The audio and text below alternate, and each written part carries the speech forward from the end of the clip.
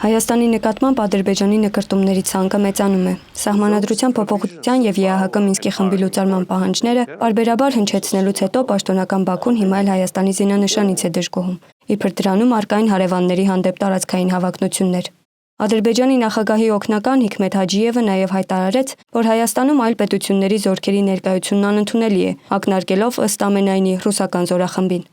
Ազգային ժողովի պատիվ ունեմ խմբակցության քարտուղար Տիգրան Աբրահամյանի կարծիքով, որքան հայկական կողմը փափկություն է դրսևորում, այնքան ադրբեջանական պահանջները բազմապատկվում են։ Ադրբեջանի եթե պահանջներ դիտարկենք վերջին 5 տարվա համատեքստում, մասնապես 44-օրյա պատերազմ եւ դրան հաջորդած ժամանակահատված, նկատելի կդառնա, որ դրանք յուրաքանչյուր տարի անընդհատ մեծացել են։ Եթե նախնական փուլում դա նոյեմբերին փաստաթուղթն էր, յանից բխող փոխադարձ պարտավորություններով, ապա ժամանակի ընթացքում Ադրբեջանը այսպես կոչված խաղաղության բանակցությունների շրջանակներում անընդհատ ավելացնում էր պահանջները։ Ես կարծում դա առաջին հերթին պայմանավորված էր նրանով, որ Հայաստանի իշխանությունը ինքն էր հնարավորություն տալիս Ադրբեջանին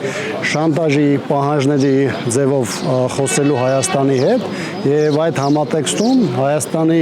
գլխին իջեցվող պահանջների թիվը էականորեն ընդլայնելու։ Տիգրան Աբրահամյանը անդրադարձել է նաև մայիսին Տիրանայում տեղի ունեցած Փաշինյան-Ալիև բաց ձևաչափով հանդիպմանը։ Նրա դիտարկմամբ հանրության եւ տեսախցիկների առջև նման ձևաչափով հանդիպում անցկացնելը կարող է որոշակի դիվանագիտական ուղերձներ փոխանցել, սակայն բանակցային գործընթացում բովանդակային փոփոխություններ տեղի չեն ունեցել։ Այս իրավիճակը ըստ էության կարող է հնարավորություն տալ առավելագույնը որևէ հանդիպման շուրջ բանակցությունների հասնել կամ որևէ տեխնիկական թեմայի շուրջ կարճ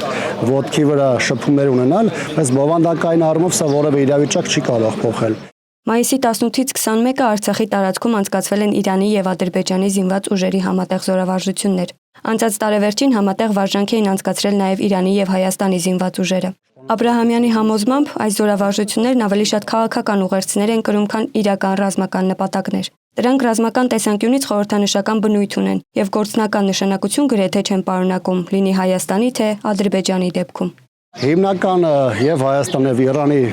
եւ Ադրբեջանի դեպքում իրականացվում է սահմանային անվտանգության հետ կապված աշխատանքներ, որոնք ավելի շատ կախված է հատումների, անօրինական սահմանային հատումների, թմրամիջոցների շրջանառման եւ այլն։ Այսինքն սա դիտարկել զուտ անվտանգության կամ պաշտպանության տեսանկյունից խորը, պարզապես այստեղ չեն կարող եւ այդ համագործակցությունը, որը դրսեւորում է Իրանը եւ Ադրբեջանը եւ Հայաստանը, դրանք խիստ սահմանափակ են։ Ադրբեջանի աճող պահանջները զսպելու համար փորձագետներն անհրաժեշտ են համարում հետևողական եւ սկզբունքային դիրքորոշման պահպանումը եւ տարածաշրջանային դերակատարների հետ հավասարակշռված եւ ճկուն քաղաքականությունը։ Մոնիկա Հայրոյան, Ստեփան Տիգրանյան, Renews Armenia։